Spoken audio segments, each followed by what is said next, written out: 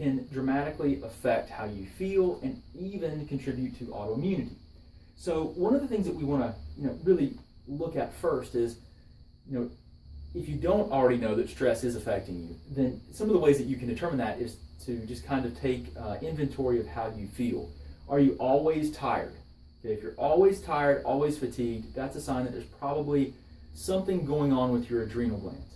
If you're wired and tired, then that's another sign that you've got some hormonal issues where you might have an overproduction or an increased rate of production of your adrenaline and your cortisol.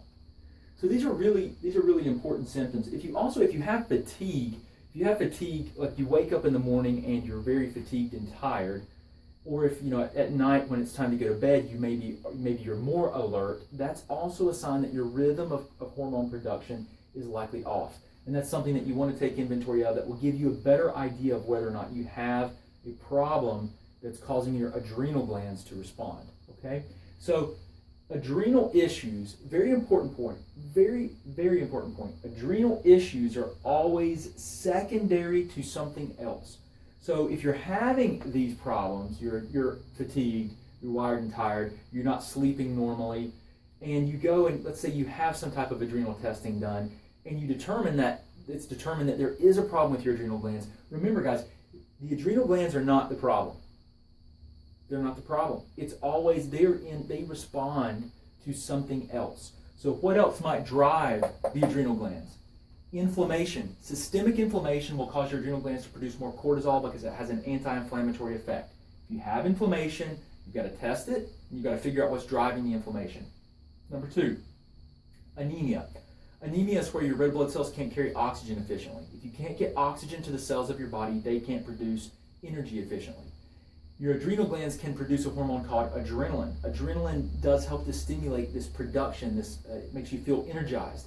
So if you're anemic and you don't carry enough oxygen to the tissues and you can't produce enough energy, then your adrenal glands may kick in and produce adrenaline in an attempt to help you with energy production.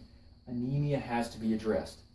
Blood sugar. If your blood sugar is too low, we're going to use the low example. If your blood sugar is too low, or if it dips low, you have reactive low blood sugar. You eat a high sugar thing, your blood sugar crashes. Or if you're just not eating enough and your blood sugar is too low, your brain will produce cortisol and adrenaline in an attempt to raise blood sugar. And the way that those hormones raise blood sugar is they stimulate the liver and the large muscles of your body to dump stored blood sugar into the bloodstream, raising your glucose, your blood sugar. Okay, so those cortisol and adrenaline, if they have to be produced in an attempt to raise your blood sugar on a regular basis, it will cause adrenal problems. So blood sugar has to be addressed. First, this has to be looked at before you look at this, the testing I'm going to talk about. Number 2, infections. Chronic infections can stimulate an inflammation and an immune response. What did I already say about here? This kind of falls under inflammation. So do food sensitivities. Food sensitivities, immune reactivity to food proteins will cause the adrenal glands to be more active. Typically, it's an inflammatory issue. These things can promote the adrenal issues. Getting an adrenal test because you're wired and tired or fatigued, and then just taking adrenal-based supplements to support it is not the answer. I know a lot of you are doing that because I see it all the time. Someone will go and they'll say, I had a salivary test. I went to the doctor, I had a salivary test. Or I got a salivary test, and I'm taking these supplements to support my adrenals. I'm sorry, but that's the wrong approach. That may be necessary, but only in combination with these things. Identify what is going on and quit wasting your time and money on things that are supplementation and chasing the answers. Figure out what's going on. Use a framework that helps you to organize yourself and work through the drivers of the processes. You can get adrenal salivary testing to help you understand your daily rhythm of production. You can get the dried urine total comprehensive hormone panel to help you understand the rhythm of production. I always get total hormones with these. Guys, I hope this helps you understand your adrenals a bit more. It does play into Hashimoto's. All these things affect the immune system and Hashimoto's. So definitely, guys, check these things out. I hope this has been helpful. If you need help, you can go to drbradshuk.com. If you need help, I work with people all around the country. You can click on our application for care page and learn more about working with me. If you're looking for dietary, if I was going to say, if someone says, hey, I just need a place to start on my own, maybe they don't have, maybe they can't work with me one-on-one for various reasons, well, then I would say go to thyroidprogram.com and you can get started with our dietary and lifestyle-based program that tries to help you address as many of these things as you can with diet and temporary nutritional supplementation. We have a private Facebook support group too. So you can go to thyroidprogram.com and register to win the program, and then you can purchase it after you enter. But yes, I hope this helps you out. Adrenal gland problems are always secondary to something else. They're never the primary issue. The testing that you can do is only valuable if you have this other information that gives you guidance on why this test might be off.